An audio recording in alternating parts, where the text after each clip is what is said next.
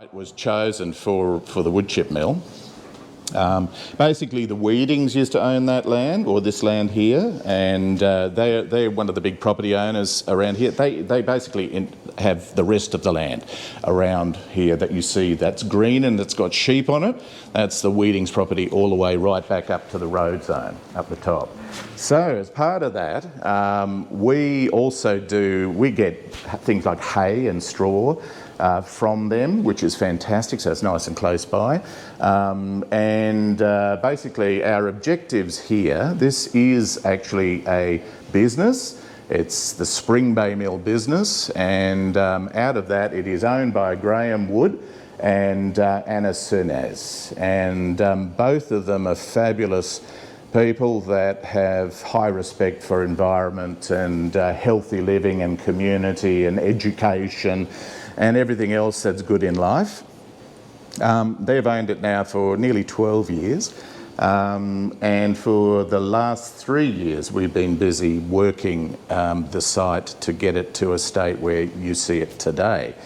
We'll go on a quick walk through some of the buildings as we're heading out, and I'll take you up to the amphitheatre in our new Ridge Quarters as well, and we can have a bit of a look at that and what that's all about. Quite unique landscapes. Not only are we revegetating areas here on site, but we're revegetating them in ways that are interesting as well. So we do use design in what we do. We select plants for a purpose. They're not just rammed in because they look good and they're green and they're the only things you can get during COVID times. Okay, because that's what tends to happen with all landscaping at this, over the last year or two. Because I don't know whether you noticed, but it's almost impossible to get the plants you want, and it's still going to continue like that unless the nurseries start to realise that there is actually a market in selling plants, and they haven't been able to get that stock out, or they're supplying it in such quantity they just can't keep up. So just to give you an idea, we've put in the ground here 20,000 plants already in 3 years. We have just on the mounds up the top, what we call the Aeolian mounds, the windswept mounds up the top. We have 2,500 plants that have gone in there. Now they're basically the plants that we have chosen for the site. We've kept a lot of the plants that the actual chippers had as part of their admin, the mill here, and essentially they planted a range of wonderful weedy exotics as well. Some of those we've got rid of, but others we've actually kept. And you'll see some of them along the way. And the whole idea behind that is to essentially, particularly with the weedy exotics, is to show people what the plants were that these guys actually planted and why they planted them, and what makes a weed. So we have once again an opportunity to teach, to learn. The whole objective here is the plantings become gradually more and more endemic the further away from the built environment you get. Okay, that's apart from the new buildings. The new buildings, we have endemics all the way up, okay? And that's the only major difference between those. Now we also, what we're building at the moment is we're building what we call a base matrix of plantings, okay? So the base matrix consists of mostly things like grasses, mixed grasses and monocots. And the idea there is to build up a surface habitat which would also provide protection for other plant material. It also provides an incredibly good base habitat for animals, okay? So we now start to get the animals really close to the buildings, okay, which is fabulous. So we have wombats, we have devils, we have quolls, we have barred bandicoots, we have brown bandicoots, we have, I did say wombats, didn't I? Won't go into that again. But we do have little baby joey wombats as well, which are really wonderful to see. We have hundreds of echidnas, which are really fabulous to see, particularly when they're usually about a month and a half ago, they were doing the echidna train. You know the echidna train? Female at the front and 4 males behind. And they just go, big line, off they go, off into the wilderness. Really good. And you see that a lot. And they explore even some of our new landscapes all the way through here, and they do a bit of damage. But we work on the principle of maintaining certain types of plants to protect them while they're young, okay, from predation. And but after that time, we know exactly the time to actually be able to let them go free, okay? And in other cases, we grow our stock, and by the way, we do grow stock here on site as well. We've got about 10,000 plants in the nursery currently that are waiting to go into the ground. And we usually keep it at about 10,000. That's about as much as we can actually chock-a-block fit in there at the present time. We're still expanding, the nursery's still growing all the time. We also supply plants for the local community. We support all the land care groups along the coast. We even donate plants for certain projects, and we work with council here closely for re-veg of some of the coastline. It's much needed here along the coast because there just hasn't been any of this for years. Okay, so it's really, really important that we support all of those sort of processes as well. We like to do things a little bit different and be a bit more quirky with how we do things, and that goes also into the types of plants and how we use them in our landscape too. Okay. The idea here is we're also going to introduce plants that are more rare and threatened. We work closely with organisations that collect seed, that also promote rare and threatened, and so we've got a lot already in the ground, but we'd like to get more in. We've got a eucalyptus refugia that's going to go in within the next 6 months in varying areas over here to highlight the plight of Tasmanian endemic eucalyptus as well, which will be fantastic. Okay, we've got quite a lot already growing on, ready to go in the ground, which is fabulous. So that's that. Plus, for those that came in a little later, we do have 3 acres of organic field down the bottom. We've grown a heck of a lot over the 3 years. That was actually our first production area that we started. And that's all, we call it a biodiverse garden. It is a forager's garden, and it's fun to be in. People love to work down there, so some of our guys. We've got about 16 people that work in the field here, so it's a lot. But when you think about it, it needs to be, I could do with like 3 times that amount, easy, and we'd still only be scratching the surface. We've got a lot of big projects happening, and there's a lot of big projects underway, so we'll go on a walk and have a look at that, okay? So that's pretty much it. I'll just point out, because they're right out this window, you can see here we have blue gums there, the big thing there, that's Eucalyptus globulus. They were planted, so there's a row of those that go through, but just behind that is a white gum and blue gum forest, and that extends right around the perimeter. They didn't do anything to that, the chippers, okay? They left that pretty much intact, apart from occasional slashing underneath. They never burned here on site, so there has never ever been any fires on site, and there's a reason for that, because they had millions of tonnes of dry wood chip up there, okay? So, and that, I say millions of tonnes. Anybody seen the site when it had wood chip here, when it was a pile? If you could imagine, if you see on the mound up there later, we'll go up, but there are big light towers. We've got photographs with the wood chip piles 1/3 higher than those light towers. So that gives you an idea of the millions of tonnes that was here on site, and you can imagine the amount of forest that was required to service that industry. Enormous. Now we have also got surplus wood chip that over the last 10 years we have been sort of composting on site and reusing. A lot of that's actually on the mound at the moment, and that's awaiting a use, and we've got more over in the glamping fields in the next door neighbour's actually yard that are waiting to be used as well. But just to give you an idea, there's a lot, it takes a long time to move stuff.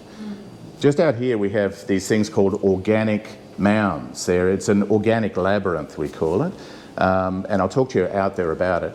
But essentially it looks like that from the air. That's what it looks like. And it spreads out onto what they call the log flat, okay, out there. That is 3,000 cubic metres of soil that had to be moved and to be formed into those. That took 3.5 months to move that. Now that's all going to be planted out, so I'll tell you right now, that's going to be planted out with, once again, mixed native grassland, okay, all the way through, all over. 1/3 of it has started, but we've still got a long way to go. So there's about 1/3 done. grows very fast, which is good, but we still need to fill in. So we're filling in spots in there, getting a little bit more diversity in the plantings. But just so that you're aware, you know, back before white man started to come, you know, the Europeans came to Tas, there was roundabout estimates were 380,000 hectares of what they called lowland grassland in Tasmania. That lowland native grassland now is under 5,000 hectares, and reducing every year significantly. Now, everyone talks about forests being decimated. Our grassland, our native grassland, which contributes far more carbon to the soil than what our forests do, and yet what we've got, improved pasture. Irrigation plans, which are wiping out our native grassland totally. So this is a really big thing, and this is what we're trying to do as well, is allow the plants to have a voice, okay? We're telling the story of the plant material, okay? People aren't aware of this stuff, and the kids aren't either. And so this is really important to also, you know, with the schools and other programs that we have here, we're keen on that. Now, just really quickly before we go out, you're all itching to get outside, I can just see it.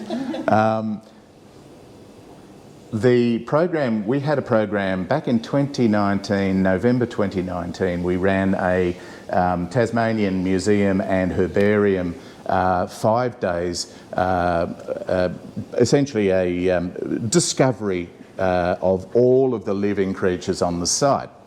And part of that program, over 3,700 different living creatures were found on site. And out of those, a number of rare and threatened, but additionally to that, at least 4 species that have never been found before in this area. And considering this site has such an industrial past and such a destructive past, that's saying something. It's, you know, how healthy this system still is. And just on that note, we've also had cultural burning by the Tasmanian Aboriginal Centre.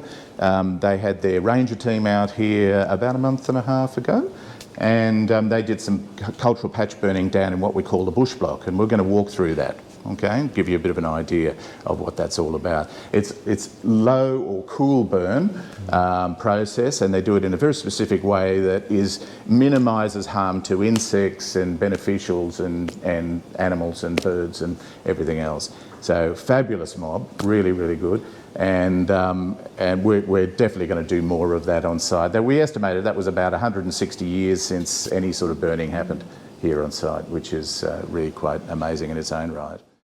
When they cleared the site, you know, to make flat areas to store logs, they bulldozed a whole lot of rocks, sandstone, all into clustered groupings, and they were mountains high.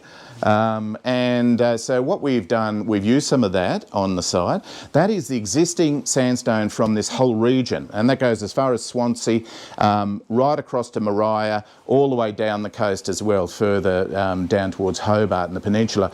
Now, that rock, some of that rock is between 200 and 270 million years old, so it's really old. But the other interesting thing about it, it's full of iron, and you can see the iron oxide blobs. You see those coming through? Now, they weren't apparent when the rocks were cut, because we got them locally cut at Buckland. It came out really slowly with a bit of water, a bit of oxygen. Up came the beautiful spots, and so we've got these leopard spots, and it's quite unique as far as sandstone go. So to see that, so we always know where it's come from. Anyway, so that's that. Now, have you been in our been for any of the functions on site here at all? Just in there. Yeah, just in here. You haven't been in the tin shed yet? We saw it in the walk. It looks amazing. Yeah. It's a great location, and it's just one of the others or many others that will be here on site as well. We're trying to reuse the site as much as possible, all of the heritage of the factory as well, and keep all of the machinery. And we hope to open up, there's a whole section over there which has got the chipper and other things in it, open that up for people to go through as well. But at the moment, that's another project for another day. But let's walk up to the nursery. when you get time later, you can have a walk, but have a read of the sign, get a bit of an idea of this tree, the blue gum. But many people aren't aware of that blue gum that actually grew in Glenorchy, and is documented evidence of that, multiple documented evidence. Now, by the way, part of my work in the past was interpretation, and I worked with the Botanic Gardens in Hobart for 10 years. That was one of my roles anyway. But that tree always popped up. That was one of the famous trees of the Glenorchy area. Fabulous story about the family that used to have their dinner inside the trunk. Actually, with all the wood chips and everything, we have a lot of very good like fire hydrants around and everything. We do, yes, yeah, we are. Yeah. We're required to do that anyway, as a public space. Yeah. We have to have high pressure hydrants. We have them everywhere. They're dotted throughout, all over the site. Yep. Oh, thanks, darling. So basically this is our nursery area here, and you can see here we have there's young Risdonii there, the silver peppermints. Can you see those? The young ones, they've just been potted. Just don't touch the top wires, you might get a little zap. But we have a whole range of plants that we're growing on. Like I said to you, there's around 10,000 in here at the moment. Look, I might see, let's just bring that and we'll open this up. I'll just show you quickly in here. People out or animals out? It's a little hairy thing called a possum.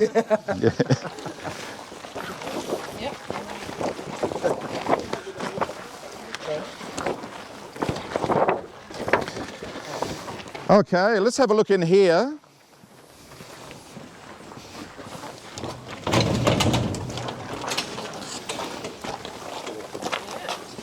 I'll go in first, so I'm not Yes, annoying please everyone else. do. Now, look, this is only one of our little prop areas. We've actually got another one in the tunnel house over here. This is the small one that we started with, and you can see the types of plants that we grow here. We have, I've got 2 nursery staff here as well that just do everything from propping. Do you know what this one is? It is, yeah, Bowers spinach or coastal greens. Really tasty. Okay, it's one of the good ones. Very good plant to grow. It's a really super one. So we grow them on in communal pots. You can see here, that's probably been in 3 weeks, and look at the roots coming out of the bottom. So they're really, really fast growing, great for smothering weeds and other things if you want that. Grow really, really well, I'll tell you where, right near and underneath logs. So if you've got logs, it loves sticking its roots down underneath the log, and it'll grow even better. So really good ground cover. We use it everywhere, all through the site. And you can see here, we have Carpa brodus, like this guy here. This is our native pig phase. So this is the pink, okay, not the yellow. The yellow is edulous, you're probably familiar with that. Yeah, they are edible, as you know, but a little bit mucilaginous, okay. That's a great word, isn't it? And they are a bit sticky to taste, but these are great for our plantings. This is going up the top near the ridge quarters for some of our mound plantings up the top there. Once again, tells great stories, that edibility aspect, the Aboriginal use, etc. Really fantastic stuff. We've got heat beds over here. You can see we've got Banksias and all kinds of other bits and bobs being propagated in the tent. Cool. And these are basically grown on. We'll have lots. This is mostly coastal Banksia in here at the moment. This is the dwarf coastal one. It's only a small grower, okay? Really lovely, but really good habitat plant. And works beautifully in amongst the grassland, the native grassland material. Works very, very well. Are there camellias native? Is that? No, that's not a native camellia. No, they're all Asiatic. So mostly we're growing it on in that case because I like it.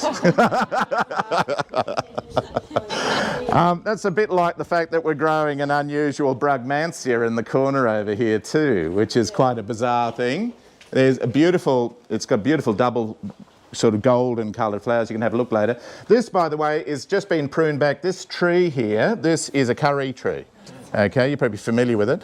Wintertime, they always look yellow, but that'll be sprouting out with lots of fresh new growth very soon. So it'll be all used once again for our edibles.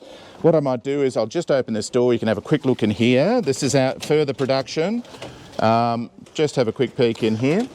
And this is where the guys do the propping as well. It's a lovely spot. Now, as you can see, we've got plants growing in the ground here too. We have, anybody, do you know what that is? No, look, yeah, there's certainly citrus. These are all lime trees, all different varieties of lime, including bush lime. There's a red bush lime there. That's an outback lime, just right there in the pot. And so they are beautiful. They produce red fruit about size of a 50-cent piece, and they then have like little pearls on the inside, and they're all red. The pearls are red, which are really lovely. Very, very tasty too. The limes live in here all the time. The limes live in here all the time. They sure do, and they act as a bit of a place for habitat for some of our predatory stuff that we let go and have in here. So we use things like predatory nematodes, for example. So we have a base here for that. So we do regular applications of those. That keeps down things like scarlet fly and also root aphid and quite a few others. As well as things like Malada, which is the young juvenile form of lacewing. And they are let go usually to control the sapsuckers on things like our citrus, for example, over here. So we get a little bit of leaf hopper coming through. Now over there, don't know whether you recognise it, but that's lemongrass over there in the corner. So, and once again, that's just harvested as we need it. Yeah, so they just come in and they grab a few stalks and chop it up and off it goes. So, it's a bit hot in here. But you can get an idea of the plant material spread all through here. We have heaps of different things. We do have some exotics here, okay? So there is a bit of exotics, and it's mostly for our the paddies area. You know, things like thyme and rosemary, oregano, chives, just mixed things. Snapdragons in there. Snapdragons, yes. Yep. I reckon the girls are going a bit crazy with a few things too up here. Yeah. So there you go. So that's that. Now just around the corner here, feel free to wander around. We've got, and I might just close this. Otherwise that wind absolutely blasts that if there's a breeze. No, please do. You can have a look later if you like.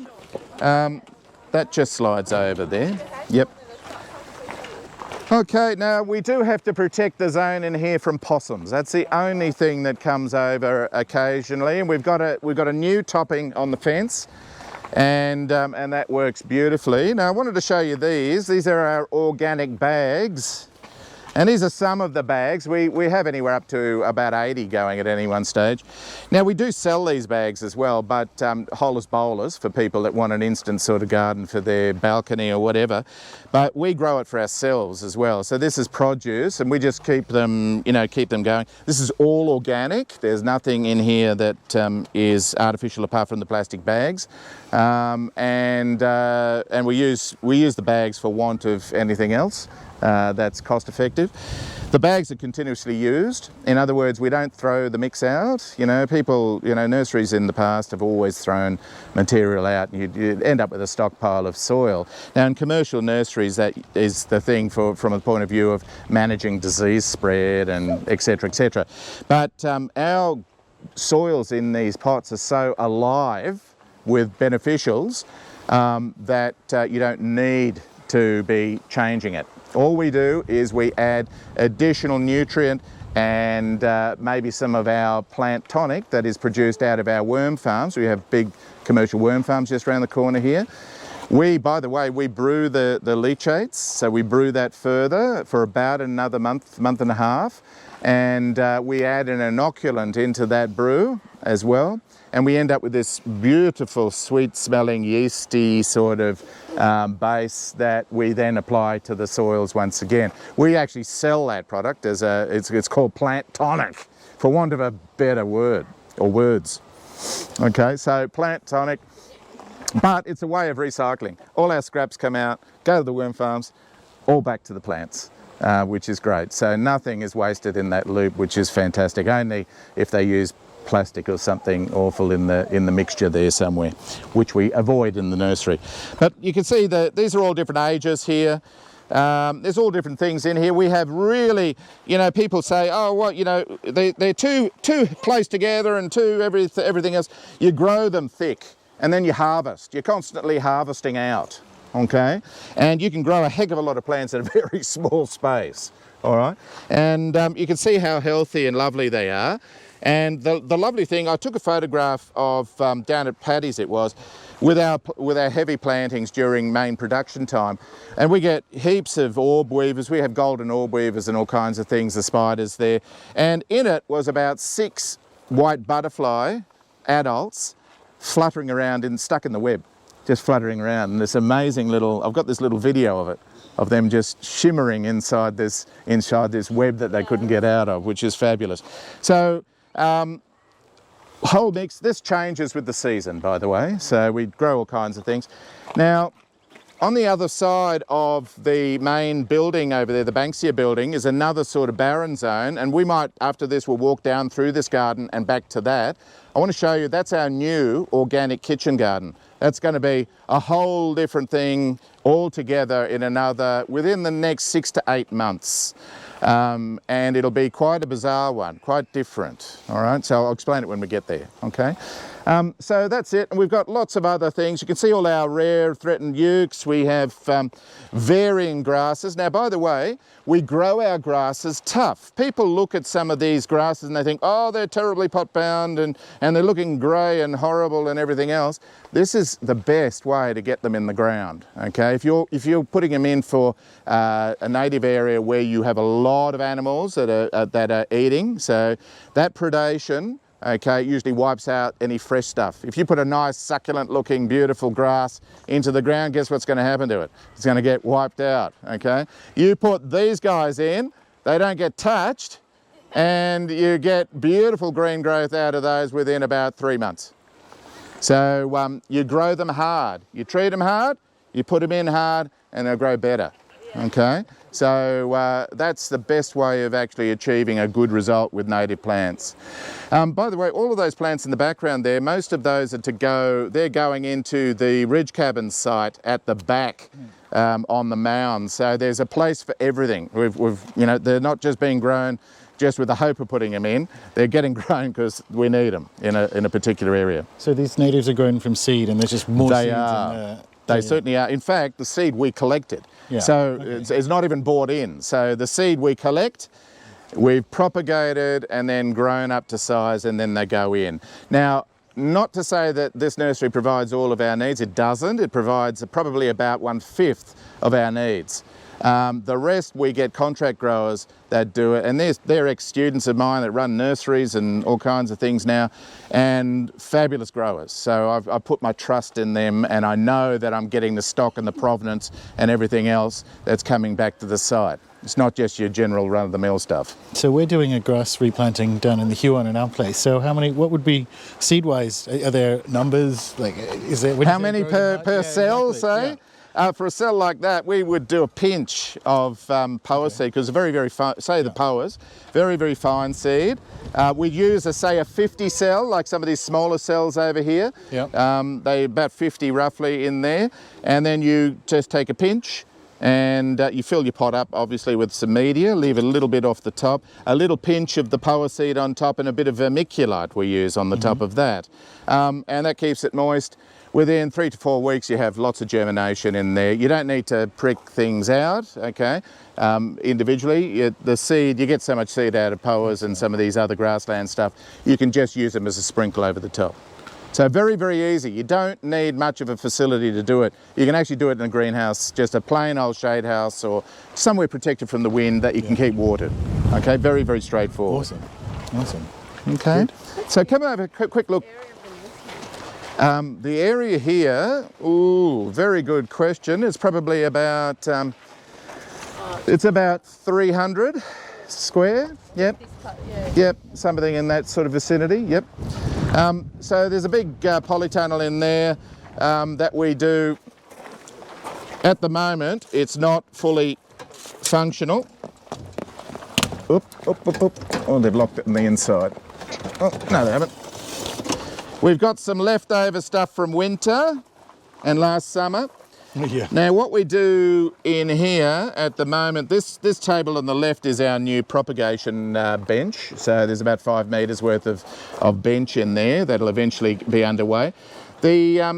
Some of those tomatoes will be taken out and replaced, but some of the others will go for a second season. So we're looking at about 50% of them will go for a second season. We'll feed them up, get them going again, and off they go. The same goes for our eggplants, chilies. I mean, the chilies will last you 3-4 years. See those chilies over there? Some bags of chilies here. They've still got life in there for the next 2 years at least. So we can get over winter some of our warm stuff in here. So we still had eggplants and cherry tomatoes, for example, last month. So you're still getting production in this right through that winter period, and it's just a matter of feeding them on now and getting them coming back. What else have we got? We've got an ability to shut the door. Okay, now just quickly, all of the water the water runoff in here goes into, see the side swales on either side? There's swales complete perimeter of the nursery, and those swales have got native grasses, mostly native grasses, and reeds in there. Things like carex, for example, and juncas, the genus of the varieties in there. There's a few native weeds. There you go, native weeds. Exotic weeds in there along the side that just need maintenance, but other than that, it's a pretty good one. What that does is it scrubs any excess nutrients out, also reduces the water flow down into the little swale at the back before it re-enters some of our other zone over near the glamping site, okay? And then it's totally clean by that stage, which is fantastic. We don't use any pesticides or anything like that here apart from biologicals, okay? We use bacterial biologicals as well, okay? So that is just an extension of the nursery which when we need it we will go to. We haven't used it, it's only got machinery and other bits and pieces, and that's where some of the staff like to sit over there. So there's more stuff in there. This is just a shade house in here, and it's just got a whole heap of other grasses and plantings ready to go. So let's head over this way.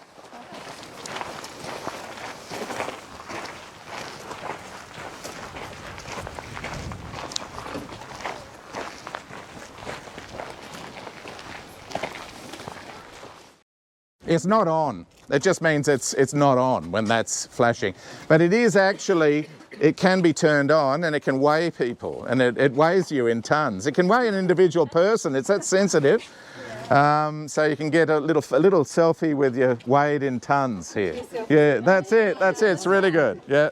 Example of the ground cover there. Yes.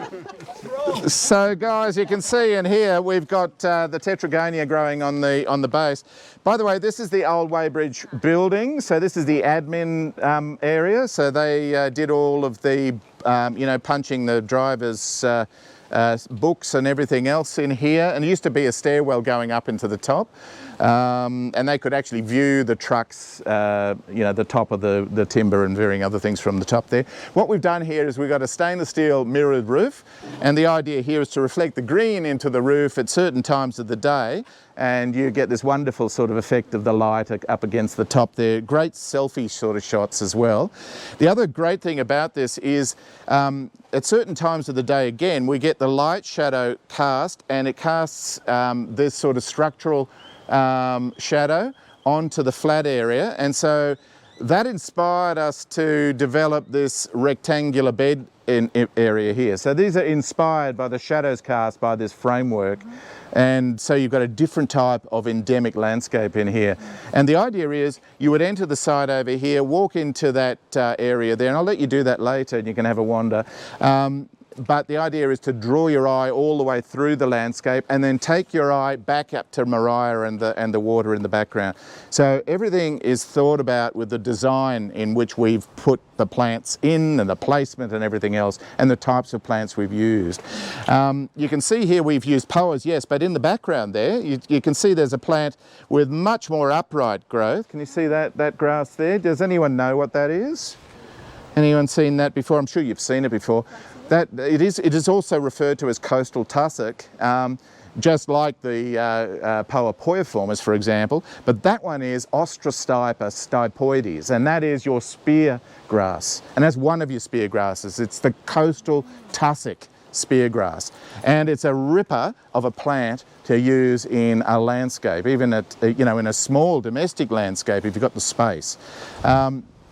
Really, really good plant. It stays, these are only young, so these are around about 16 months now old, and you can see there they get bushier than that, but they're really full. You see how the poa's just in the front, that's Poa, by the way, that's Poa poiiformis, this one in the front here.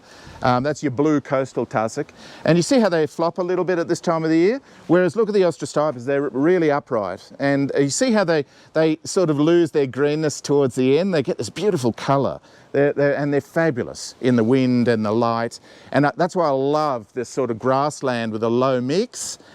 Because in the evenings and when the light is low, the mornings and evenings, the best time to be wandering around here. So this area here, just to give you an idea, I want to show you what it looked like. That's just outside here. That's just in this patch here, quite literally just outside there. That's what that looked like when we were ripping up the bitumen and concrete. Around about 500 cubic metres of bitumen and concrete left this immediate spot. Okay, where is it now? It's all in our landscape. Right. You don't even see it, do you? No. And it's all been used. We've used it in a way that is quite natural. In other words, we've used it like natural rock strata. And we've designed it so it won't slump. Okay?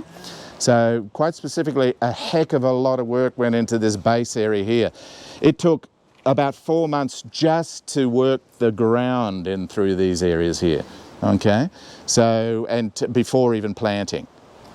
So just to get all of that going. But this area over here that we're heading to, by the way, this is the front, that side of the Weybridge. So if you were to go to the end just over there and look back this way, that's the Weybridge area again. Now I tell you what, I would have loved to have been the asphalt contractor that did this. You know how thick some of this asphalt was in here? Nearly 1/2 metre deep, 1/2 metre. So they OD'd on all of that, and then there was concrete and base under that as well. So so you can imagine the amount of over-engineering that went into here just to get that site going. And one last one here as well. Just show you that area. Look at that one.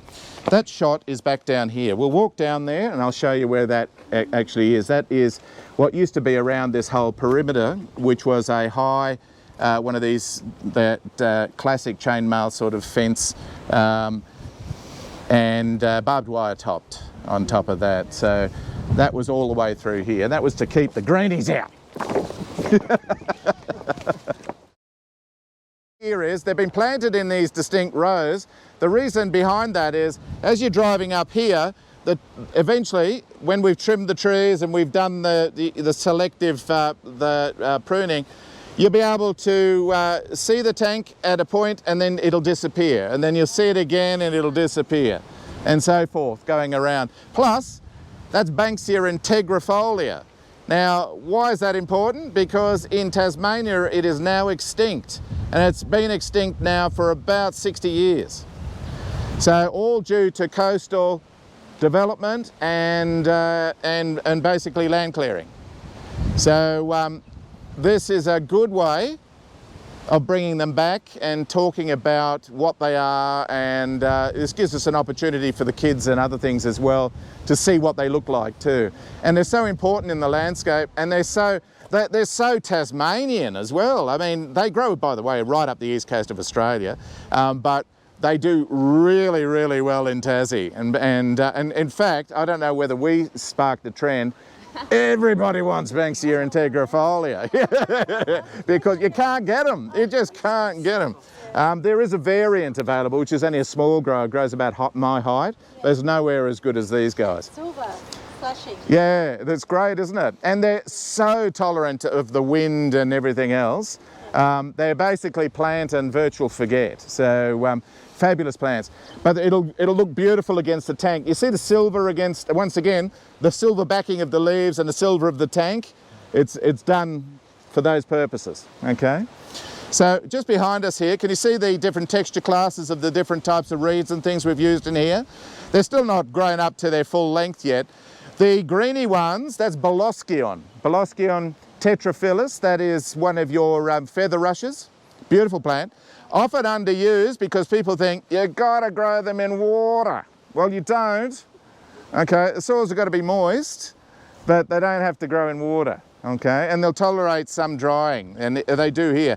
But I love the contrast against our that's Poa lab, by the way. You see how silvery they are in the background? That's Poa laballardieri. And in front of that we have the Boloskions, and in front of that we have like a waterfall of Carpobrotus that comes through, sort of emerges out. And between all of that we have another plant. You see that wispy like grass in the background between the Melaleucas? Oh yeah. That's Garnia. That's Garnia phyllum. That's one of our local Garnias, grows along the east coast. Such an underrated plant, and no one grows it except for bush regen people. But for domestic landscapes or any landscape, they just don't even use them. And it's crazy because they're specky. And these are only young, but they will get into a beautiful wispy grassland plant with beautiful soft shooted seed heads on there as well, which are really quite stunning. It's one of your cutting grasses, by the way. People don't like cutting grass because it cuts them. And they think that grassland like this brings in the snakes. Ooh. Okay, let's have a look here. What we've got here is the younger, these are still emerging. That's Dianella, one of our native species here. We have Revoluta and Brevifolia here. Brevifolia have their flowers right down in the foliage, and Revoluta have their flowers above the foliage. That's basically the main way of telling them apart. But there's some beautiful forms. This is that Garnia again, you see here? All the way through. It is a different form again, and so when they start to fill out there, you'll see the differences. Now this is purposely designed. This is a designed landscape. It's not a revegetation landscape, but it still serves a purpose as a reveg because it still provides really good habitat. We sometimes have like 26 Bennett's wallabies in here, okay, and they just sit around and drink a beer or two, you know. No, we don't need to water this really at all. The shaping though is done in a way which is interesting as well. Come and have a look at this. You see how we have mounds, but notice what's planted in the troughs. And you see how we have this interconnecting, almost like creek line of Garnias that flows up between the rows of the drier land plants. You see that? And the Garnias, for example, love the moisture. So they're hanging around in these low zones, and that forms a beautiful, eventually it forms a darker green environment that will run all the way through to the top. It'll draw your eye back up into the forest there. And that connects to the Garnias at the back over here too. Look at these guys. And you see what I'm saying? These are only young, but look how good they are already. They're really specky. And this is the height. This is what you're going to get. This is as high as they get. And they follow all the way through and work their way around to the back there. Now you can actually see, the brief on this one was to try and provide some, cover that over there. Graham said to me, he said, I hate that building. But we actually did it up. So Graham and Anna funded all of this, and so by the way, I forgot to mention this is all privately funded too. There's no grants or anything. And government doesn't want to have a bar of it, so that's fine. They can do what they like. But in relation to the plantings and everything else that goes on, the idea here is as long as we can recoup the money to keep it at least covering costs of what we're doing, and we can provide a service and everything else for the communities. That is what our key goal is. And for learning, that's a huge role for us, okay, which is really, really important. But I just love things like, this is beautiful. To give you an idea, these Banksias weren't put in as supersized specimens. This is our oldest planting, by the way. This is 3 years old. 3 years, all from tube stock, okay, forestry tubes, okay. Look, I say that, no, not really. The Banksias, they were 200 mil, okay. So that's 8-inch pot size, which is a plant about that big. Okay, so, and you can see in 3 years, they have thrived in this undulated landscape. So a very, very strong feature of our design is landforming. It's really important. You don't just do it to make it look good either, okay? So just watch the cars here, guys. Yeah. So it's not just done from the point of view of looking good, it's done to add and collect water. You all know it as permaculturists, you know all about landforming and how to manage that. Okay, and it does work. There's reasons behind it that are really important, okay? And you don't have to just do it to grow veggies, okay? You would have started off with some fairly deep mulch, wood chip mulch here, would you? Yeah, look, standard mulches actually. So this is a nice, cheap, recycled mulch, and we're looking at a depth of around about 150 mil, okay? So that you don't need any more.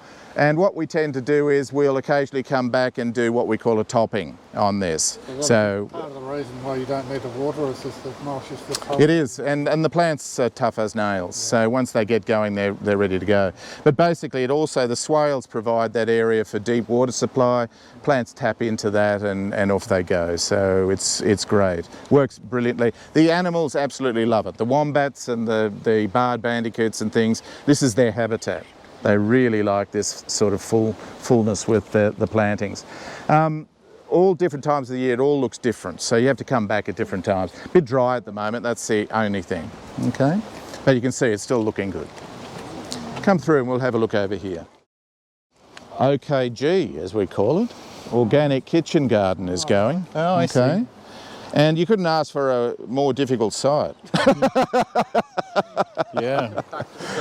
Oh, it's horribly compacted ground, but we do have a lot of soil fill on site, which we can bring in, which is great.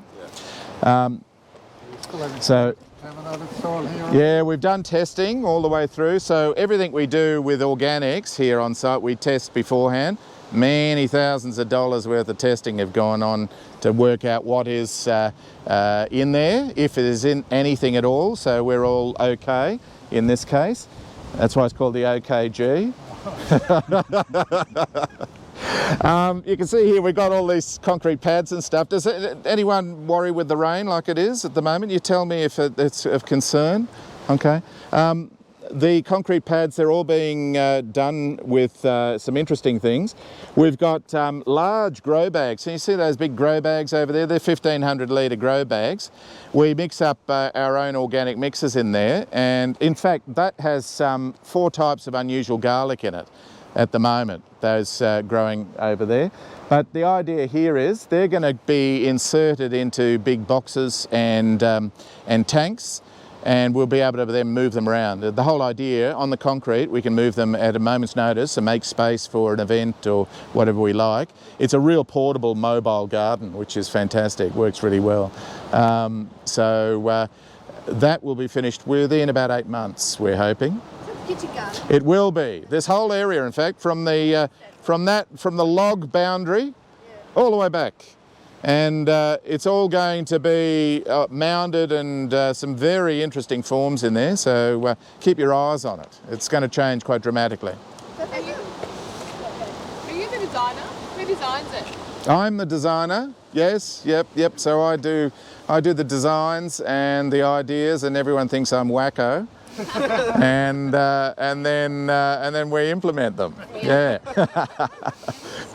So this will be a really fun one. Definitely keep your eyes on this one. By the way, it goes on the other side of there as well. We won't go over there, but you can go over there before you go. Just around the back of that shed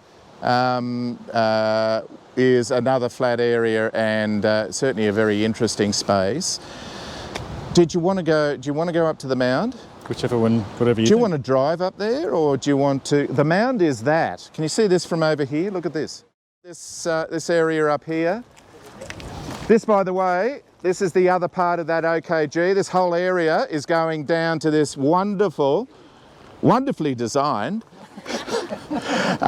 curved garden that sort of works its way back around where basically to front back area of the bollards there, those big posts.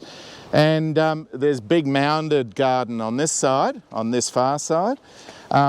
These flat pads are staying. The bitumen's going to be trimmed and then some new bitumen patched up, but it's still going to be very patchy. We want that patchy look. It's really important.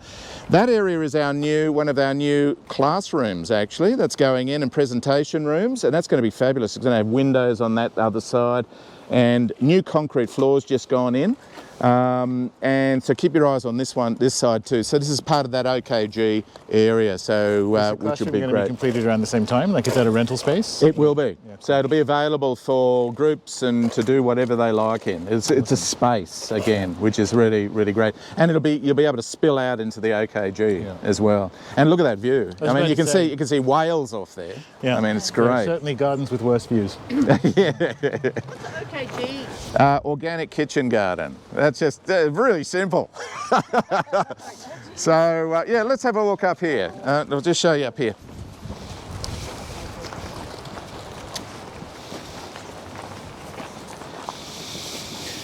This has all been built, by the way. Even this concrete pad is new. That is all being redone under there for basically storage areas and other staff facilities. This is also part of that hire space that people can hire, and we run it with some of our functions as well. And you can see here, just mind you step down here. These are great. These are bespoke little structures. They can be used as tables. You can take the lid off, and there's like grills underneath for barbecues, but you can take the grills out and they become fire pits. So really good. What were they?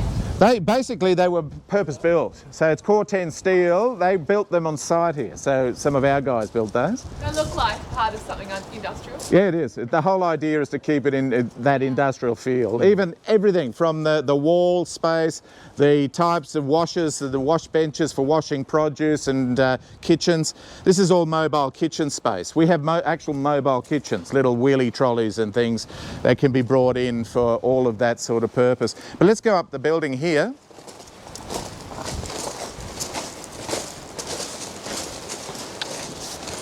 There's new toilets and everything else.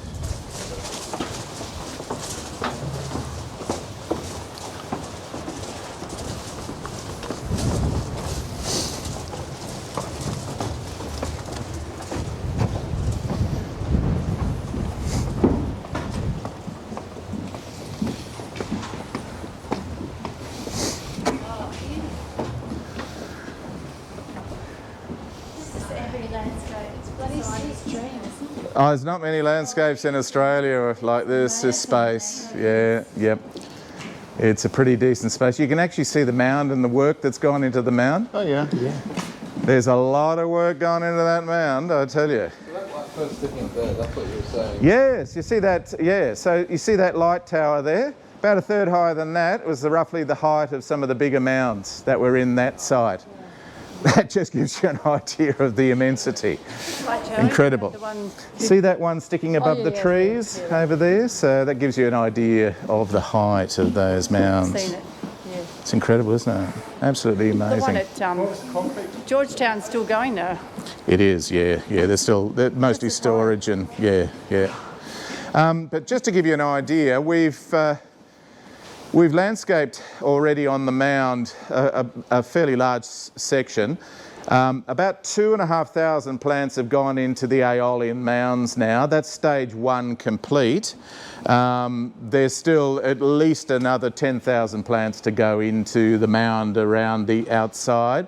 The concrete structure there is the slough wall of the actual chipper spray flinger, which is the big crane that looked something like that big crane on the end of the, see that on the end there? But slightly higher than that. The top of that crane's actually taken off. But the spray flinger was the thing that sprayed the chips onto the mounds. And that could shoot it up in the air and spray it at quite a good distance away. And it also, there was a spray flinger on that one as well, and that sprayed it into the actual ships themselves. So basically that area is also function space. That's now an amphitheatre, and we're going to go and have a look at that because there's a lot of work that's gone into that. And there's behind the big Nitons, you see there's a forest there. They're all eucalyptus Nitons, shining gums from Victoria. So these are all planted as demo crops for selling Nitons around Tasmania as a investment crop. Originally they did that. Unfortunately, they didn't realise that Nitons is not really crash hot in really dry areas, and it takes forever for them to get to size here. So they're still healthy trees, and we're going to leave them as part of that, once again, storytelling. And the Eucalyptus refugia, you can't see where that is, but when we go to the mound, I'll show you, it's right around the edge of the lower zone all the way through. So that'll all be planted out with that. There's an awful lot of soil. That's still some of our soil stockpile. We're going to be using that on the mound itself. So that'll be all incorporated up there. Yeah, inevitably. So yes, a lot to go. Now this is a fabulous space. This is available also for functions and other things. The weddings, for example, they're almost virtually booked out like 8 to 10 months ahead. So, as far as other functions, we have TSO and we have other bands and really good social nights and other bits and bobs, isn't it really? Quite a few other... Yeah, very eclectic. Yeah, it is. It's a great mix, and everyone loves the acoustics in here. And it's lovely and snug even in the coldest winter days, which is really, really fabulous. So good space. And by the way, all these walls open up, doors open, and you've got portable bars. You can just bring the bar out to wherever the people are, and drink. So this is usually, for some functions we have food carts and all kinds of things through here too. So it's quite diverse. And this leads you back onto the flat out here as well. Now this area is not open to the public yet, but that's the fat controllers room up there that used to do all of the moving of the logs into the conveyor belts. That's chipper number 1, and chipper number 2 is the one next to it. And that's the sorting building over there where all the chips ended up. And they were sorted, and a lot of fines were taken out because they couldn't sell the fines. You know what they did with the fines? Around about 10 to 15% of all the wood chip was fines. It was all burnt. It's all burnt. Just burnt? It was just burnt. And you know where they burnt it? They burnt it in the next door neighbour's paddock, just over here. What? Yeah, and that went on for like at least 2 decades. So, so you can imagine the amount of timber that was lost just in that aspect alone. So, yeah, really sad. But anyway, let's go for a walk, eh? You all feeling walkies? Okay. This landscape through here as we're looking. You see this reedy bed over the top of a sandstone base, sticking through? Now there's 2 main soil types here, and they're both based around the rock types of this region. One is sandstone and the second is dolerite. We have dolerite extrusions here in varying spots. Now what we've done here, this is actually a sandstone mound, okay? And but what I've created out of this with the guys, with the great team we've got, we've created a dolerite extrusion. So this is just bursting up through that environment, and it's meant to be erupting out, and it's been weathered and eroded in a design point of view, and we've created these aeolian mounds. Now you can see also, some people say that they can see the thumbs in some of that mounding as well, so you get that repetition of the mounding into the background, into the borrowed landscape that we've got. We've got fabulous borrowed landscape here. Now you can see here we have reedy grasses all the way through there. This is actually a native that's Juncus pallidus. That's the giant club rush or giant rush, and but we're going to move all of those and we're going to expose the sandstone a little bit more, because underneath there's all of these wonderful patina of markings from the bulldozers, the big dozers and other things that have scratched the surface, and it shows the evolution of this sort of patch as a major sort of workspace. A bit of the classic Japanese philosophy of sabi-wabi and or wabi-sabi, and the amazing aspect of that patina integrated into that. And so what we're going to do is, I've got a lot of very, very large sandstone slabs that we're going to also bring in very select locations in and around this. We've also got a few designs of plantings that are going in here, one based around how you've probably seen things like grass circles or spinifex circles and the way in which they grow, where you start off with columns of circular columns of growth, and that spreads out to rings and distinct shapes and sizes and bands, and that's going to be focal point of that sandstone to really highlight that, and for people to walk down into that and to really get their views out across the water as well. Here is a plan for a design of essentially a plant glacier. And a plant glacier is, you've all seen the way a glacial flow works. Once again, monocots in here, so it's grasses and varying other monocots. In there, all different colours, different shapes and forms, things like Juncus kraussii, for example, lovely blackheads, and silver of the Poa labillardieri in there as well. So you get this flowing look like a glacier with lines all the way through. So quite formal, but also informal in its own way as well. And once again, drawing your eye back to that mound face over there. That mound face will actually be set up, you know how we did the circles demonstrating the trees over there in the Westringia?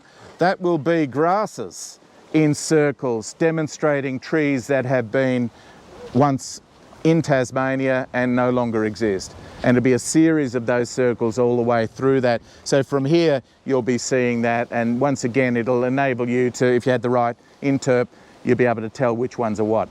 Okay, and it'll also be quite interesting in the way in which that will appear from a distance and from close up too.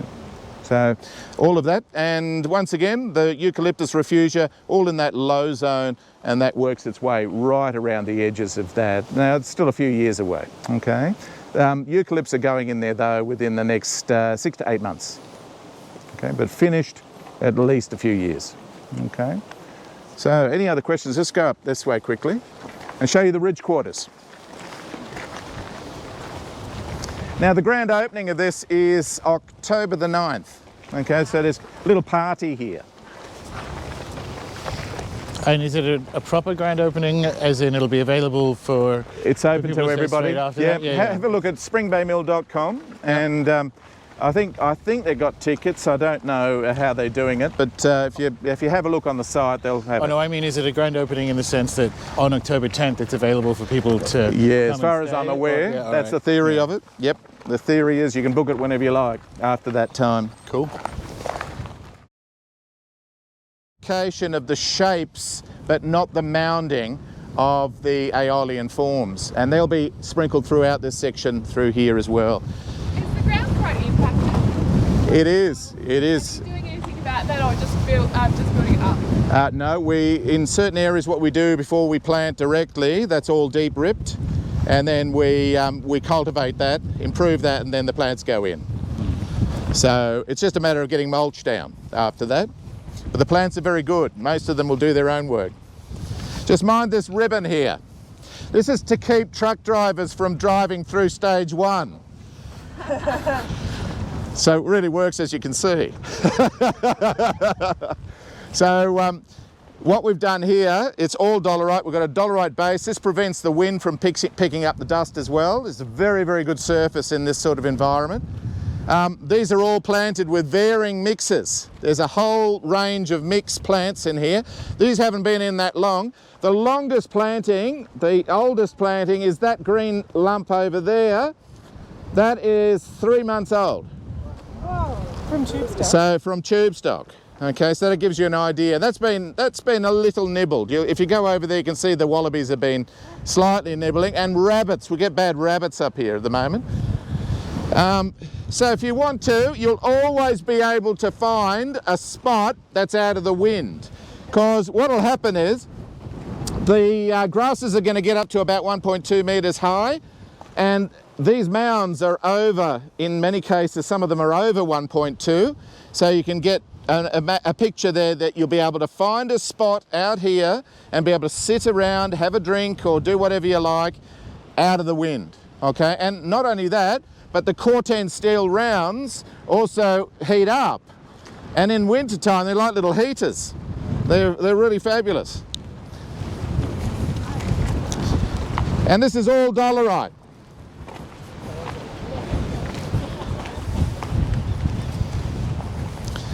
Hey, see what I mean with the protection?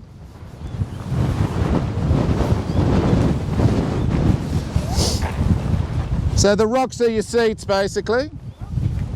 Yeah, they're warm. And that's the other great thing about it, is that you've got those warm little spots that you can muck around with.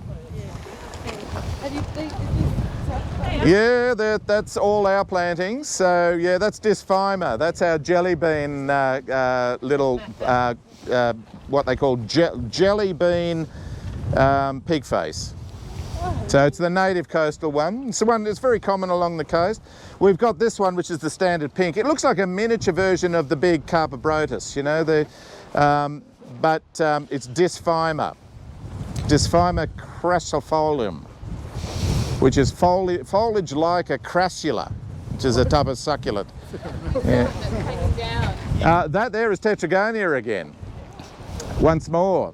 You can see how variable it is and how it can grow. So if you can imagine that grass at over the top of your heads, you're going to get that protection from the wind at varying times. So we get wind from every direction here. So you can imagine all of these are facing in different spots, so that there is always some protection somewhere. And it's a great little spot. You can also, when we have a performance down here, you'll be able to even sit up here and listen to the performance or whatever it is, or even see it. Walk wherever you like, just wander through, please. So is the whole mound the rock? Underneath here, we've got a little topping of soil, and under that. These guys, basically the way the mounds were made, we had soil from site brought in, placed here, and then we usually top it with another better improved loam on top, and then we put the rock on, and then we plant the plants. Yeah, but you can walk all over this and it holds together without it rolling down or anything else. It's a really stable mulch. So as far as a rock mulch goes. Not only that, but dolerite has a lot more nutritional qualities, and also helps to balance pH as opposed to other types of gravels. So really good. This is all kangaroo grass around the outside, Themida. Once again, very common, would have been a classic plant growing here prior to its clearing.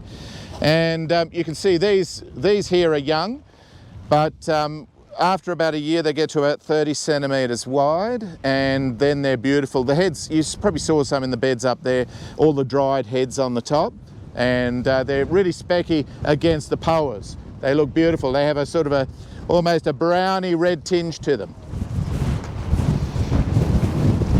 More plantings are going in over here, and more plantings are going in over here.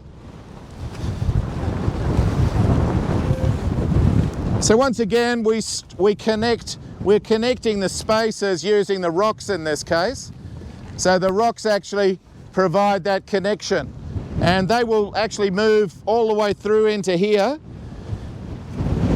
And once again, they've got their story to tell. There's fabulous stuff about dolerite.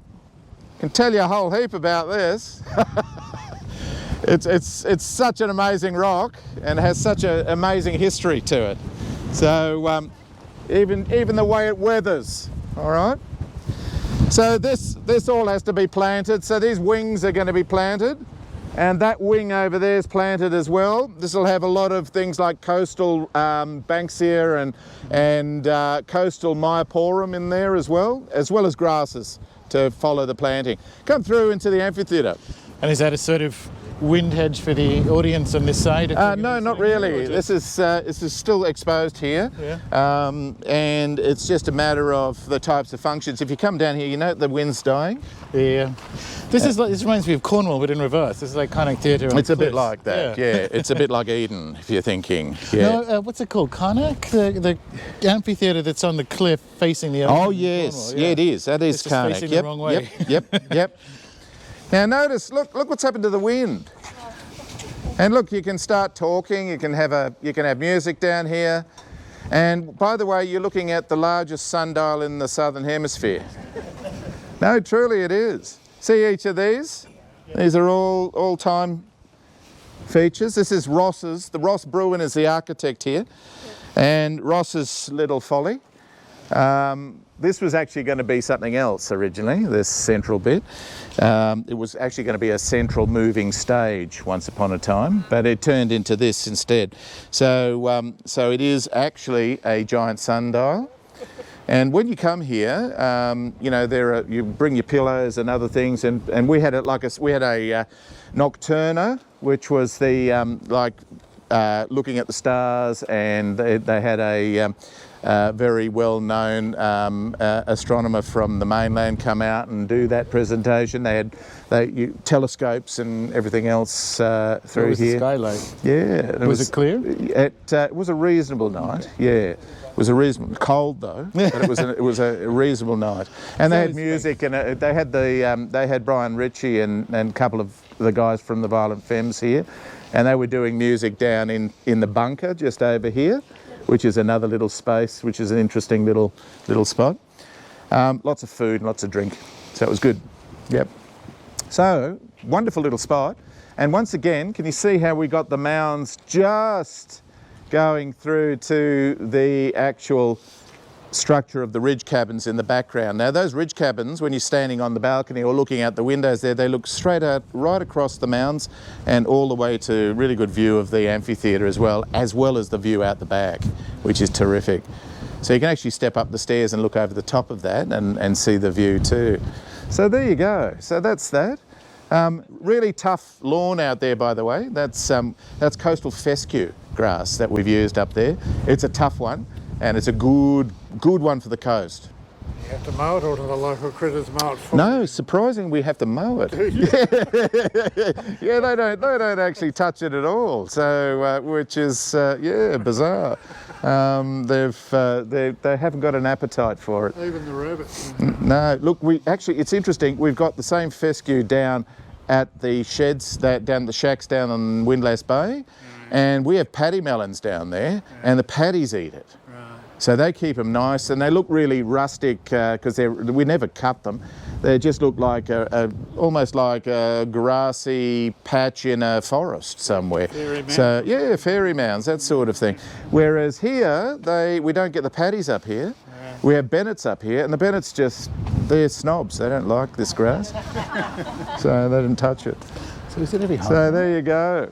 Okay, so that's that, and So this is every half hour then, is it? yeah. One's at the half hour. Oh, I see. Yes. Yeah. 3 now. Yeah. Brilliant. Yeah. And that's to 6, 5, 4, up past 3. That's it. And it's surprisingly accurate. Okay, so pretty good. So there you go. So when we've had festivals here, they throw beanbags and pillows and other things on here. They have chairs and seats up the top there as well. That is a control room basically up there. So they've got fibre optic cables that run music and the speakers and the lights and everything else out here. So it's a great space, really good. Now if you saw this 2 years ago, This is a dump. Absolute tip site. Bits of metal, concrete, boulders, everything. This concrete, by the way, it's the most environmentally friendly that you can get in Australia. It's recycled materials and it's as environmentally friendly as you can get cement. Yeah, concrete. So it's good stuff. A lot of recycled glass and other things in here too. So yeah, so there you go. Let's head up this way. And they go down to the beach and they fossick for food along the beach lines. So, and they get washed up fish and bits and bobs that come in that way, as well as anything they can pick up on the way through. So this is all cultural burnt. You can see the things like the lamander and other things are starting to pop up now again, and it's only been a few weeks. And Have their behaviour changed? we haven't basically, we very rarely see the guys, but as far as footprints go, they're still here. So they're still using this access route, yep. So wouldn't be surprised if they've been fossicking for insects and stuff in some of this area, and particularly things like the quolls and stuff as well. To manage the fire load, or is it just to bring up pressure? A bit of both, yeah, and for the whole ability to return the cultural practices back to the site, which is a really important aspect of what we want to do. Yes. Was it an area that was burned originally? It was only burnt, the last time we estimate this was burnt in any way was probably about 60 years ago, and cultural practices not for about over 160 years. But it was a site originally? Yes, it was a bushland area, coastal bush, yeah. Would have been certainly, because most of our grasslands were grasslands because of the cultural practices of burning. Yep, yep. Have you got middens around here? Haven't you? Yeah, there are. We've had some heritage studies done all the way along the coastline here and further back in, and up along this side, about a kilometre up that way, around the point, is some significant middens and significant cultural shelter sites. So yeah, the report is there.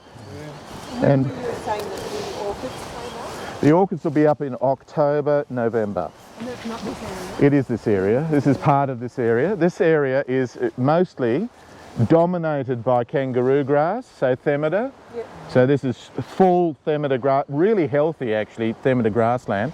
There's also some really good, it's our only spot where we've got Clematis gentianoides growing, because this is a small outcrop area of dolerite.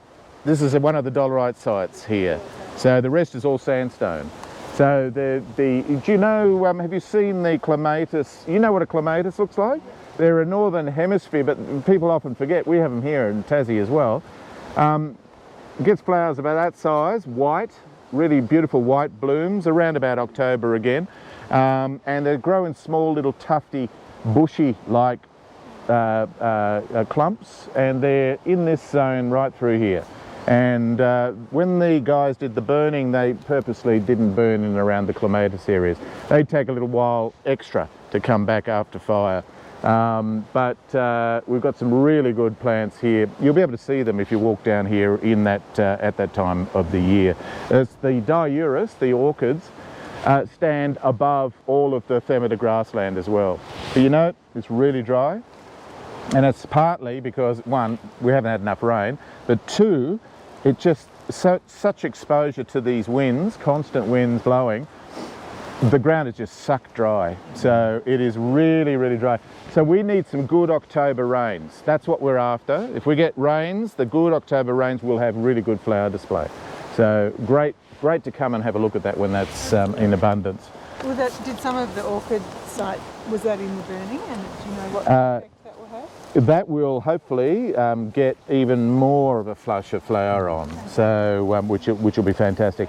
The orchids die right out through much of the year. They're ephemeral, and they'll come only up when the rains are there. So and then they appear. So they'll have a year off if there's no rain. They could do, or they might just be spotting. You might only get one or two coming through. It looks like the burning is mostly around trees. Is that to get like an understory? It is very much Yeah. so, and basically it's often done in a way so that they try and avoid what they call tree creep. You see how you've got the little bit of the burn coming up the tree, but they look for a site that hasn't got too much debris in and around the trees as well. If it does, they'll pull that out and spread it over the site rather than on the tree. They don't want the trees to be damaged. The other thing they looked at was they made sure there wasn't any birds or animals or insects. They did a survey of the area prior to burning, because the whole idea is a very, very slow burn, so the flames move slowly, so even the insects can get out the way. That's the amazing thing about that process. They look at all of those factors, and they were hugely concerned. What we had, they asked me, they heard the birds, the rosellas were calling, our green rosellas were calling over in the far area, and that's their warning sign, but they were warning because they smelt and they saw the burning. But the Aboriginal people were really concerned that they were calling, and they were no, they didn't want to disturb them at all, even though they were way away from the fire front. So it was really quite an interesting moment, yeah. Leased, so this is leased from the Weedings, and it was always a space that they wanted to have an organic field of some form, and the Weedings love it as well because they like growing things, and which is wonderful. And the space, it's a really lovely area. It's protected from some of the stronger winds as well, and it's just a great little space to work with. The only issue is that they had another guy come in earlier, and he sort of went a bit bananas with excavator work and varying other things, and we had a lot of unfortunate digging and terracing, which exposed and inverted soil profiles, which is not a good thing in horticulture. And so we had some areas which were hugely difficult to work with because soil profiles were completely inverted. We had clays on the top and we had sands underneath, and it was absolute mess. So how do you remediate that? What do you do? The remediation was slow. It was through basically growing fast, tough, hardy cover crops. Things like barley, for example, really good, big, deep root zones, provide a lot of carbon back to the soil, and they grow basically all through the year. We can grow them anytime, as long as we can provide water for them. They're one of our really good cover crops. The other ones, of course, are things like everything from corn to sunflowers in the warmer weather. Really, really good. We often leave our sunflowers in, the stalks in the ground, even after the plant's finished and gone, and we leave them there like structures. Now they provide us with not only poles to grow peas and beans and other things up, but they also provide a carbon zone, like a structure of almost like the structure of a building under the ground, which allows the soil microbiome to have a place to hang out. And then when we get the other plants kicking in and around that, they just migrate out. And the same with the barley crops. The same process happens, and that's really important. The other one that we use here, technique, we allow the wild grasses, even the introduced grasses, to grow in patches. Things like phalaris, the common one that they sowed from South Africa, common pasture weed grass. It's it's a favourite. Most of that grass out there is actually phalaris, and they get that horrible weeds coming into here, so we get a few in amongst some of this stuff through here. Let me just see if I can find you some. This is Themida. There's Themida in here. This is all kangaroo grass.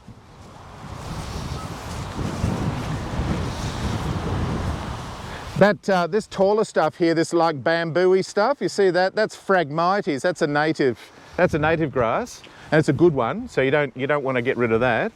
And this is that Juncus kraussii. You see this darker coloured thing in here? Look at that. That's Juncus kraussii there. Isn't that fabulous? Look at those heads on that. And then if you look from the road and you look back this way, this is like a natural stream. Oh, it is too. And if you have a look, see there's a group of trees, a cluster over there. That's an oasis. You know Spring Bay, the spring that named this bay, that's it. That's where it bubbles out of that Weeding's property up there. That's a set-off area that's protected from the animals and things. But that was the original spring from Spring Bay. So, and that feeds this. All this water that comes down here comes out of that. However, with the clearing of all the recharge zones, which is all of the mounded areas around here, see, taking trees off mounds and hills is a big problem, okay? Doesn't allow that recharge, and so the spring dries up virtually nearly every year, where it never did in the past. Will you be Okay. aiming to replant some of this if the Weedings will? Well, if they were to do something like that, that would be fabulous. But yeah, it's a collective work. Yeah. Yep. But come and have a quick look. Now, this field is usually chocker. When we have the flowers, it's chocker full of sunflowers and veggies and you name it, which are the best.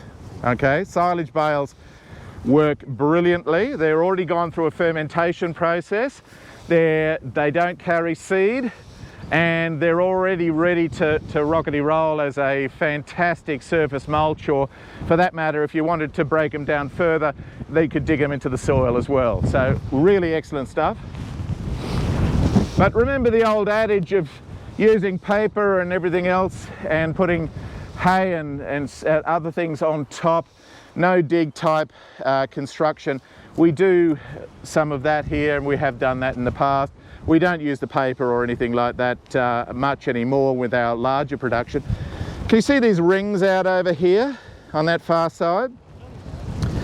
We created those about 2 months ago. They are actually cucurbit mounds or pumpkin mounds, and they're done with no dig.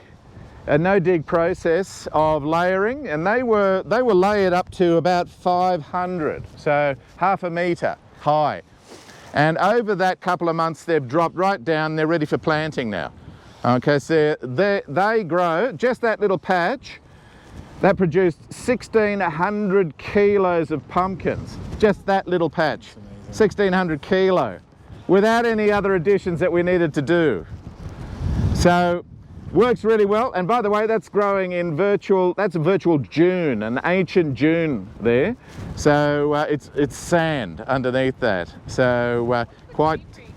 What's the green stuff? The green stuff is barley. We planted that around the edges, once again, to build up that population of microbes in there. And additionally, as that's growing up, that'll provide a windbreak for the seedling cucurbits that we're going to put in there very soon, okay? So that supports all of that. So it's another way of ensuring that you're going to get extra value inside the planting circles. And they look great. Do you cut that down at the end? You don't have to. No, the pumpkins and other cucurbits, they grow straight through that, so that's not a problem at all. And I love it with the little spikes of barley that go to, when they're in seed head, they look terrific. Yep. And actually barley, when it's harvested really young, they're beautiful, really, really soft. They're not hard grains, they're soft grains, and they're almost coconutty. So well worthwhile looking at. How many types of pumpkins do you like? We probably grow about 10 different varieties in the past years. This year I want to cut down on that, so reduce it. We did a lot of old fashions and stuff like that. But we did. It wasn't as big as last time. The biggest pumpkin here, which was an Atlantic, and we only grew it just to see how it does in a pumpkin patch. One pumpkin that weighed in at 260, I think it was 262 kilo. That was one pumpkin.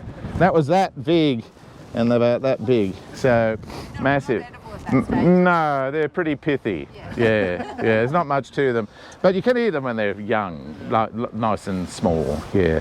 But we have basically going to reduce the numbers and do that there. But in the first 3 weeks in October, we start planting our next round. So that's going to happen very soon. So all the soils are being prepped. You can see all the hay down. We use a deep litter mulch. And one way of achieving what we need to achieve out here is, like I said, we grow that phalaris grass up to a height, and then we cut it down with a slasher, just leave it there in situ, and then cover that with deep 300 mil hay over the top.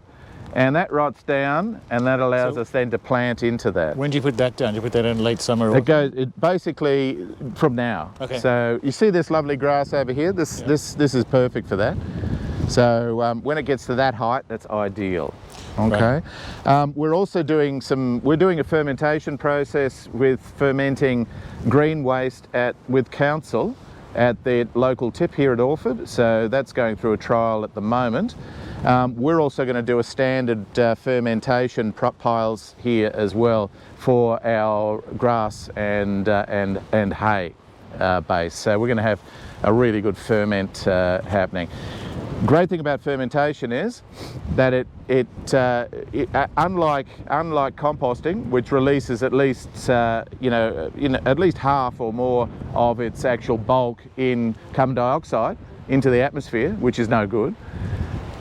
Fermentation actually reduces that loss by more than 30%. So it's a better process, and you end up with a better product in the end as well. so how's that? Just covered in water, or how do you? Well, fermentation is a bit like making the brew, like I showed you with the worm juice, but it's done with plant material in this case. So and we mix in similar inoculants. We mix in similar things that have nutritional value that assist the microbes.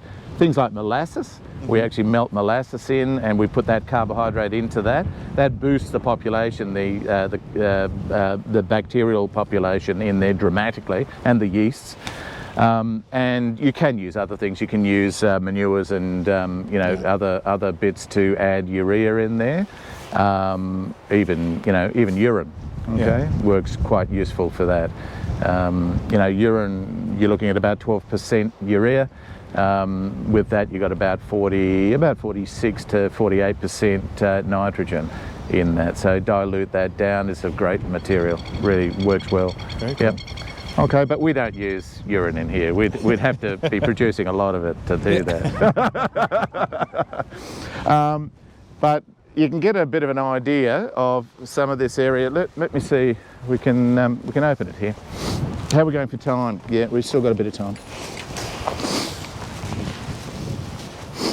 Unfortunately, we have to electrify everything because otherwise we do get invasion. We get invasion anyway, so... So, do you ever end up with... Total 100%? Yeah. Nah. No, that's not very possible. Just please mind the trip hazard here, that we would move that usually. But this is beautiful when the sunflowers are all out too. It's a really stunning spot. You can actually wander through the sunflower fields all the way through. You get the blue in the background, and everything is really heavily productive. And you can see these weird and wonderful barley snakes that go everywhere. See this? We do this once again as to provide areas of protection for planting seedlings and other things in there, but it also looks really funky,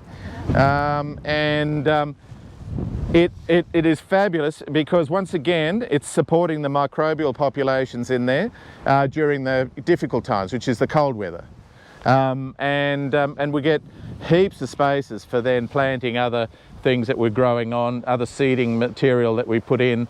You can see what we've marked out certain sites at the moment, just using the canes just for the walkway for some of the plantings.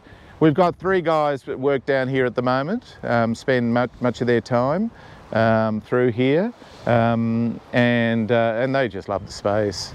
There's about 120 fruit trees in here too, of varying sorts.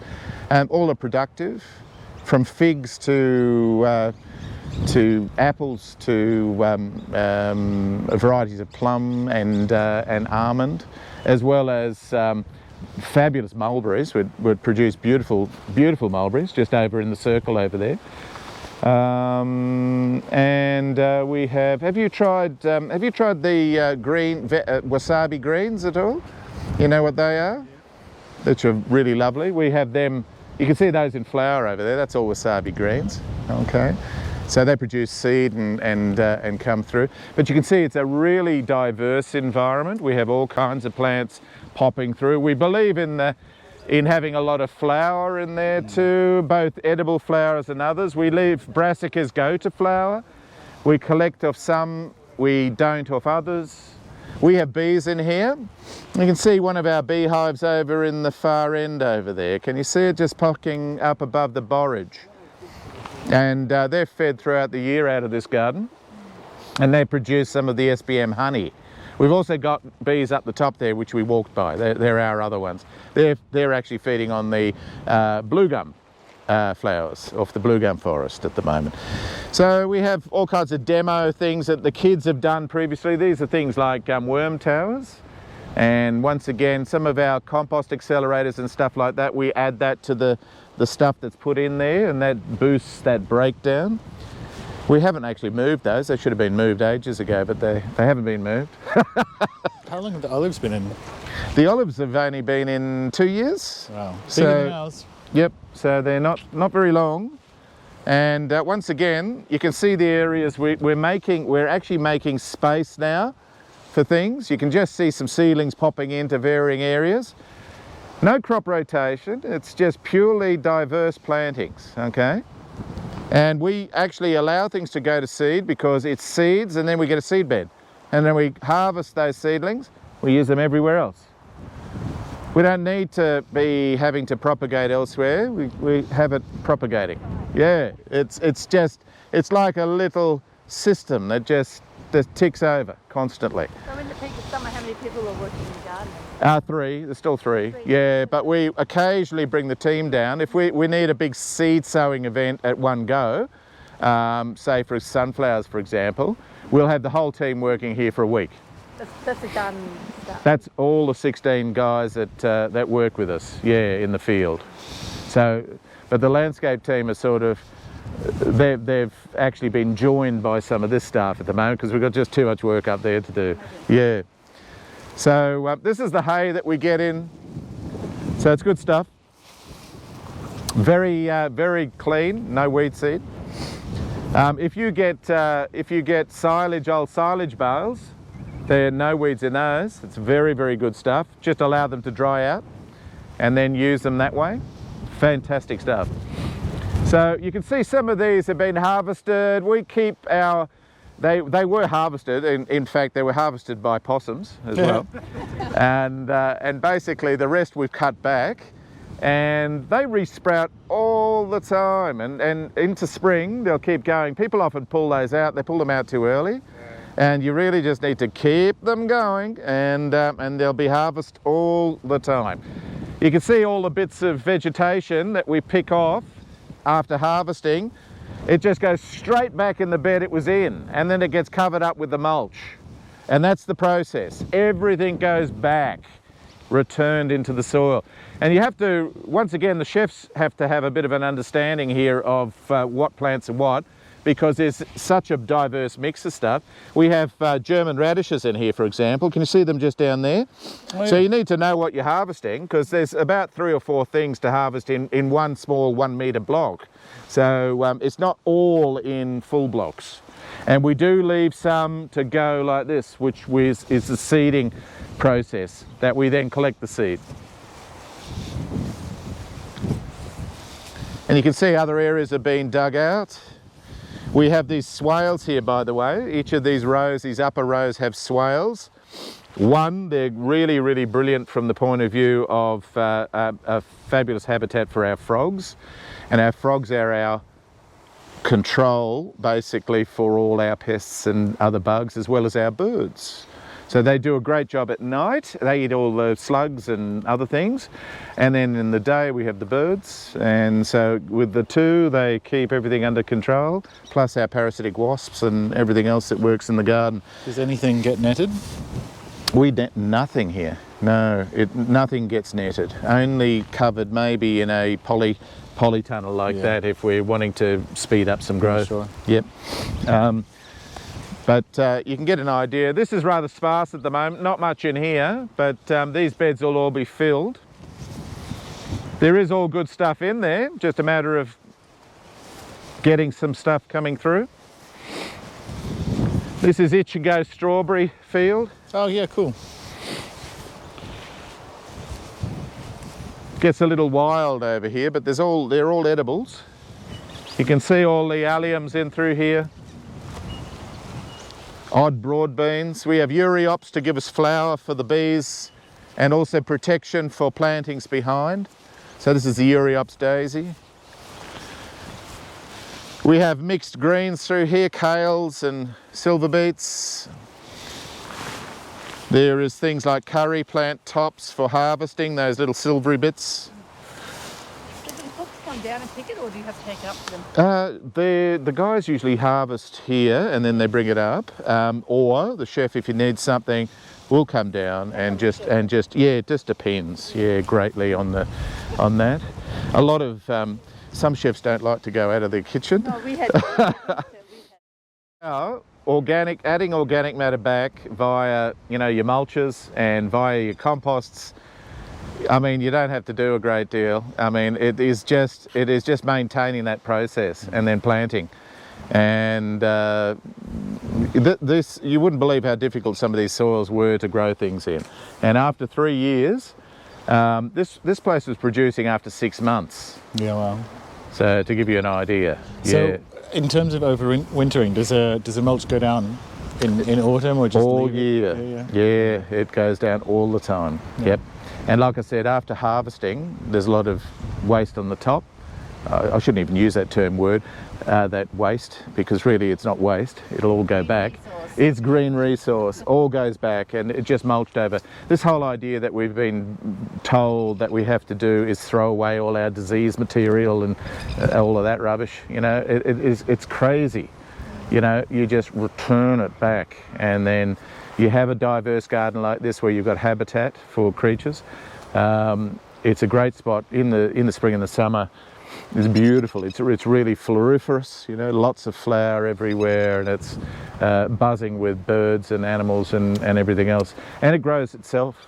It's really good. All we do is give it a helping hand. You're preaching to the choir here, mate. You're talking. I know. You know what it's like. But it's a great great spot to really understand.